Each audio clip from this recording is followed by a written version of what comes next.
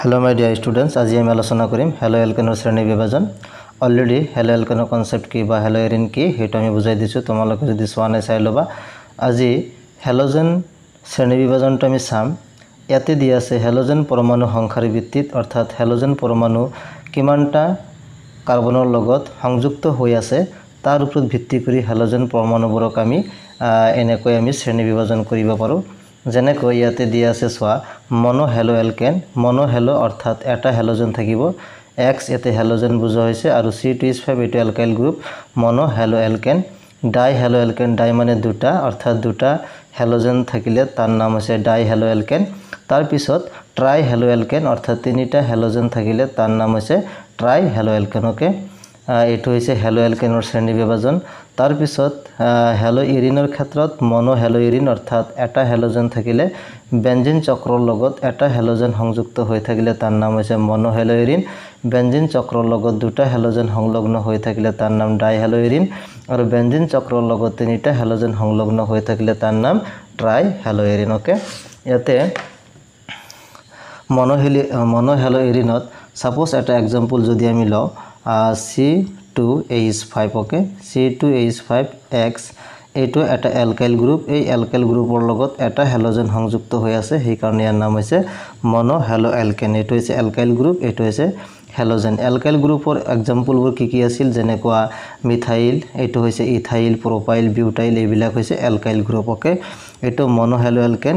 আৰু ডাই হেলো এলকেন কেনেকুৱা হ'ব, যেনেকুৱা CH2X, তাৰ পিছত CH2X। ওকে, ইয়াতে দুটা হেলোজেন আছে, সেই কাৰণে ইয়াৰ নাম হৈছে ডাই হেলো এলকেন। ওকে, আৰু যদি ট্ৰাই হেলো এলকেনত তিনিটা হেলোজেন থাকিব CH2X এনেকৈ লিখিব পাৰো, CH2X তাৰ পিছত CH2X। ওকে, ইয়াতে CH2 নহয় কাৰণ কাৰ্বনৰ যোজ্যতা 4, ইফালে এটা দুটা, ইফালে এটা তিনিটা, আৰু এটা হাইড্ৰোজেন 4টা আছে, সেই কাৰণে ইয়াতে CH2 দিব নোৱাৰি, মাজত CH দিব লাগিব। আৰু প্ৰথমত CH2 হ'ব কাৰণ কাৰ্বনৰ যোজ্যতা 4 হয়, 4টা বন্ধনী থাকিব লাগিব, সেই কাৰণে এইটো CH2 হয়, এইটো CH হয়, আকৌ এইটো CH2 হ'ব। ইয়াতে সোয়া কাৰ্বন পৰমাণুৰ লগত তিনিটা হেলোজেন সংযুক্ত হৈ আছে, সেই কাৰণে এইটোৰ নাম হৈছে ট্ৰাই হেলো এলকেন। ওকে, তাৰ পিছত মনো হেলো ইৰিন কেনেকুৱা হয়, মনো হেলো ইৰিন এইটো বেঞ্জিন চক্ৰ, ইয়াৰ লগত হেলোজেন সংযুক্ত হৈ আছে, এইটো হৈছে মনো হেলো ইৰিন। তাৰ পিছত ডাই হেলো ইৰিন, বেঞ্জিন চক্ৰৰ লগত যদি দুটা হেলোজেন সংযুক্ত হৈ থাকে তাৰ নাম হৈছে ডাই হেলো ইৰিন। আৰু ট্ৰাই হেলো ইৰিনত কি হ'ব, বেঞ্জিন চক্ৰৰ লগত তিনিটা হেলোজেন সংযুক্ত হৈ থাকিব লাগিব, এইটো হৈছে ট্ৰাই হেলো ইৰিন। ওকে, অৰ্থাৎ হেলোজেন পৰমাণুৰ সংখ্যাৰ ভিত্তিত আমি mono halo alkane, di halo alkane, tri halo alkane, mono halo arene, di halo arene, tri halo arene এনেকুৱা ধৰণে শ্ৰেণী বিভাজন কৰিব পাৰো। ওকে, আৰু সেকেন্ড যেটো ক্লাসিফিকেশন দিয়া আছে সেইটো বহুত ইম্পৰ্টেন্ট হয়, sp3CX বান্ধনীযুক্ত যৌগ। ইয়াতে X কি হ'ব, chlorine, bromine, Florin, chlorine, bromine আৰু আয়োডিন, অৰ্থাৎ হেলোজেন। এই শ্ৰেণীৰ অন্তৰ্গত যৌগবোৰ হল, অৰ্থাৎ sp3CX বান্ধনীযুক্ত যৌগবোৰ কি অ্যালকাইল হ্যালাইড বা হেলো এলকেন। হেলো এলকেন আৰু এটা নাম হৈছে অ্যালকাইল হ্যালাইড। তাৰ পিছত আৰু এটা দি আছে এলাইলিক হ্যালাইড আৰু বেনজাইলিক হ্যালাইড। এই তিনিটা হৈছে sp3 কাৰ্বনেজ বান্ধনীযুক্ত যৌগৰ উদাহৰণ, অৰ্থাৎ হেলো এলকেনৰ শ্ৰেণী বিভাজন। ওকে, এক নম্বৰ যেটো দিয়া আছে অ্যালকাইল হ্যালাইড বা হেলো এলকেন। ইয়াতে অ্যালকাইল হ্যালাইড বা হেলো এলকেন এটো বহুত ইম্পৰ্টেন্ট হয়। অ্যালকাইল হ্যালাইডত হেলোজেন পৰমাণুটো এটা অ্যালকাইল থূপৰ সৈতে যোজিত হৈ থাকে। অ্যালকাইল থূপ মানে অ্যালকাইল গ্ৰুপ, যেনেকুৱা মিথাইল, ইথাইল, প্ৰপাইল, বিউটাইল, এইবিলাক হৈছে অ্যালকাইল গ্ৰুপ। ওকে, এই যৌগবোৰৰ সাধাৰণ সংকেত হ'ল CnH2SN+1X। আমি জানো এলকেনৰ সংকেত কি আছিল, CnH2SN+2। যেহেতু এটা হাইড্ৰোজেন পৰমাণু অপহৰিত কৰি হেলোজেন পৰমাণু প্ৰতিস্থাপন কৰা হয়, সেই কাৰণে CnH2SN+1 তাৰ পিছত X দিয়া হয়। এইবোৰক হেলোজেন সংলগ্ন কাৰ্বন পৰমাণুটোৰ ধৰ্মৰ ভিত্তিত প্ৰাইমাৰী, সেকেন্ডাৰী আৰু টাৰ্চিয়াৰী এই তিনিটা শ্ৰেণীত বিভক্ত কৰা। মোস্ট ইম্পৰ্টেন্ট হয় প্ৰাইমাৰী, সেকেন্ডাৰী আৰু টাৰ্চিয়াৰী।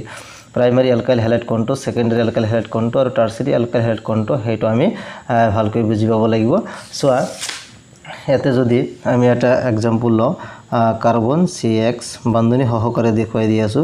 ইয়াতে এটা হাইড্ৰোজেন আছে, ইয়াতে R ড্যাশ আৰু ইয়াতে হাইড্ৰোজেন। ওকে,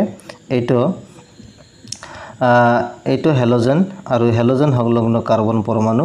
হেলোজেন সংলগ্ন কাৰ্বন পৰমাণুৰ লগত এটা এলকাইল গ্ৰুপ সংযুক্ত হৈ আছে ওকে সেইকাৰণে এইটো হ'ব প্ৰাইমাৰী এলকাইল হ্যালাইড বা 1 degree alkyl halide primary alkyl halide বা 1 ডিগ্ৰী বুলি ক'ব পাৰি হ্যালো এলকেন প্ৰাইমাৰী হ্যালো এলকেন বা এলকাইল হ্যালাইড এটো প্ৰাইমাৰী কিয় হল কাৰণ হ্যালোজেন সংলগ্ন যেটো কাৰ্বন আছে এই কাৰ্বন পৰমাণুটো এটা এলকাইল গ্ৰুপৰ লগত কি হৈ আছে সংযুক্ত হৈ আছে এই কাৰণে এটো কি হ'ব প্ৰাইমাৰী এলকাইল হ্যালাইড তাৰ পিছত এটো যদি অলপমান এনেকৈ লিখো সি এক্স ইয়াতে হাইড্ৰোজেন এইটো ইয়াতে আৰ লিখো আৰ ড্যাশ আৰ এই হাইড্ৰোজেনৰ ঠাইত আৰু এটা এলকাইল গ্ৰুপ প্ৰতিস্থাপন কৰা হল আৰু এটা alkyl group R double dash ইয়াতো দিব পাৰি আৰ ড্যাশ ইয়াতো দিব পাৰি একো প্ৰবলেম নহব এটো হ্যালোজেন সংলগ্ন যেটো কাৰ্বন পৰমাণু আছে এই কাৰ্বন পৰমাণুটোৰ লগত দুটা এলকাইল গ্ৰুপ সংযুক্ত হৈ আছে ওকে সেই কাৰণে এটো হ'ব সেকেন্ডাৰী এলকাইল হ্যালাইড বা 2 ডিগ্ৰী এলকাইল হ্যালাইড ওকে এটো সেকেন্ডাৰী হ্যালো এলকেন হৈ গল সেকেন্ডাৰী নিশ্চয় বুজি পাইছে হ্যালোজেন সংলগ্ন যেটো কাৰ্বন পৰমাণু থাকে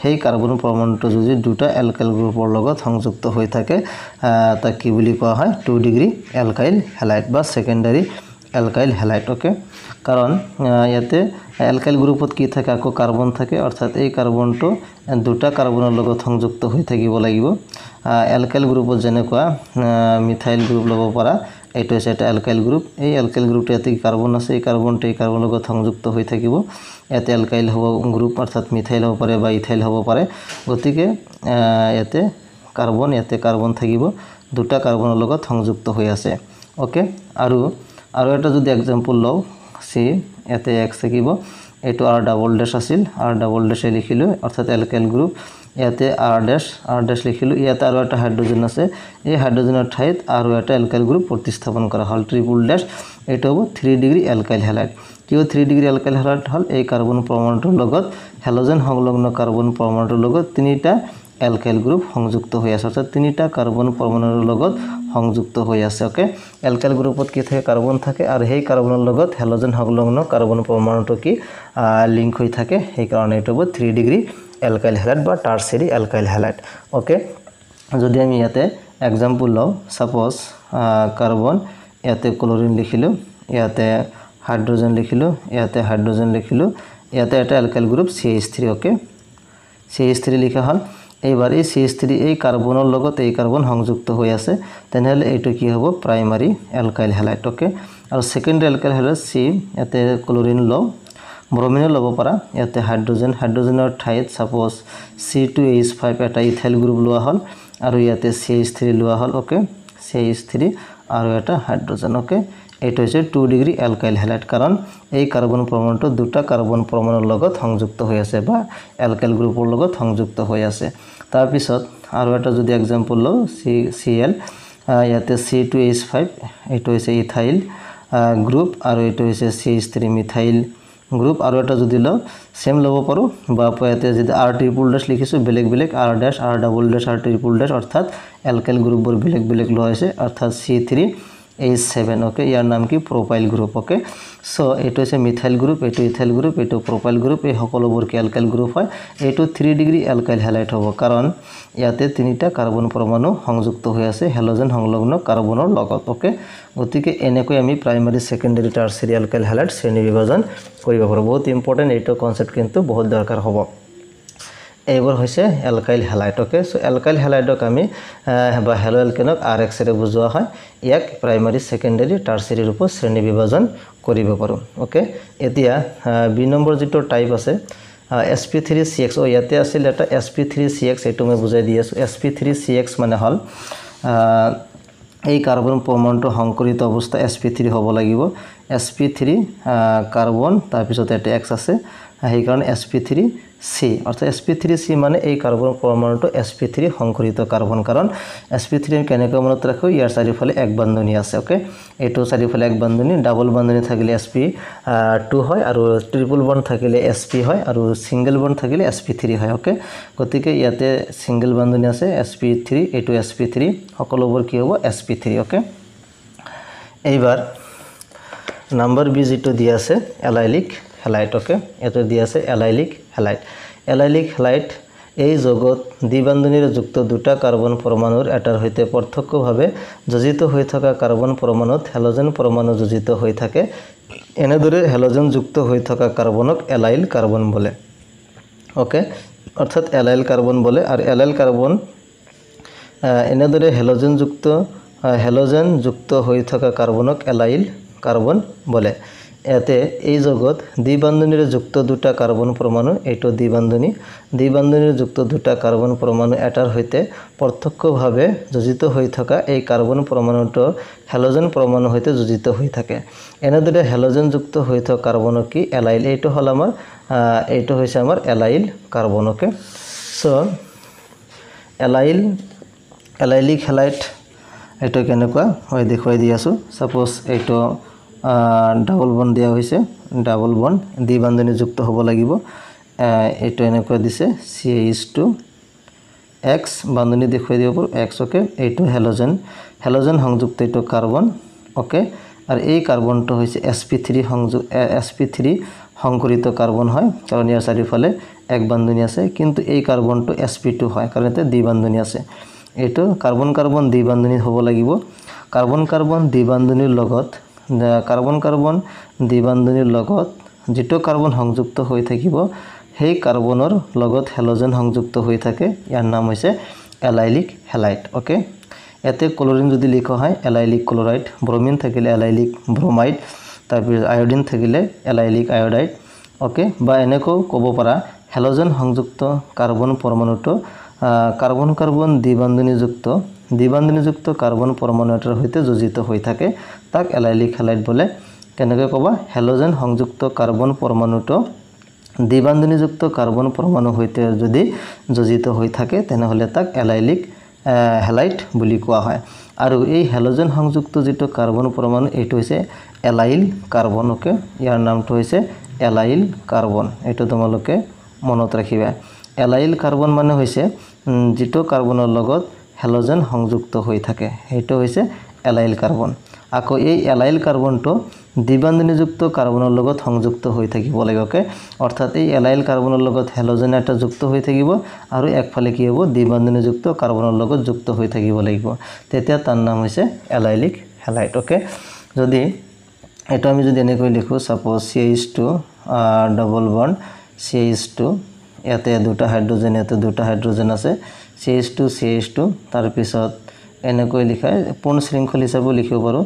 CH2 সাপোজ Cl লিখা হ'ল, ক্লোৰিন Xৰ ঠাইত ক্লোৰিন লিখা হ'ল। এইটো হেলোজেন সংযুক্ত কাৰ্বন, এইটো হৈছে আমাৰ এলাইলিক বা এলাইল কাৰ্বন, ষ্টাৰ চিহ্নৰে বুজোৱা হৈছে এলাইল কাৰ্বন।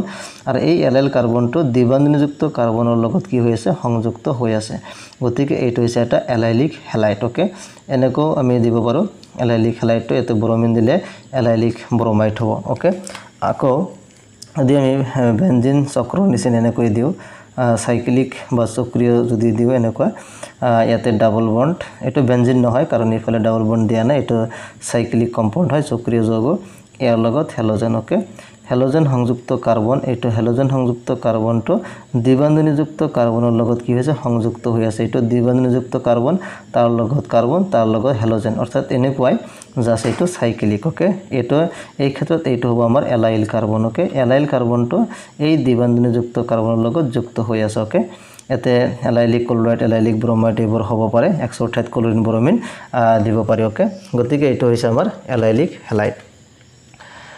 নিশ্চয় তোমালোকে বুজি পালা এলাইলিক হেলাইটটো কি। এতিয়া আহিব বেঞ্জাইলিক হেলাইট। বেঞ্জাইলিক হেলাইটটো কি, বেঞ্জিন চক্ৰ এটা থাকিব লাগিব। এই শ্ৰেণীৰ যৌগত হেলোজেনৰ সৈতে যোজিত কাৰ্বন পৰমাণুটো কি sp3 সংকৰিত হয়। এই কাৰ্বন পৰমাণুটো এৰোমেটিক চক্ৰৰ সৈতে যোজিত হৈ থাকে, এইটো হ'ল বেঞ্জিন চক্ৰ।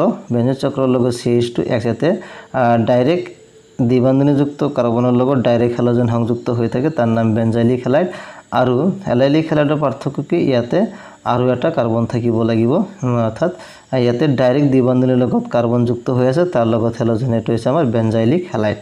ওকে, ইয়াতে এলকাইল গ্ৰুপ প্ৰতিস্থাপন কৰিব পাৰি, R'-CH3, R' হাইড্ৰোজেন ল'ব পাৰি, CH3 3 ডিগ্ৰী ল'ব পাৰি। ওকে, গতিকে এইটো হৈছে বেঞ্জাইলিক হেলাইট। বেঞ্জাইলিক হেলাইটত ডাইৰেক্ট দ্বিবান্ধনীযুক্ত কাৰ্বনৰ লগত হেলোজেন সংযুক্ত হৈ থাকে, এইটো হৈছে বেঞ্জাইলিক হেলাইট।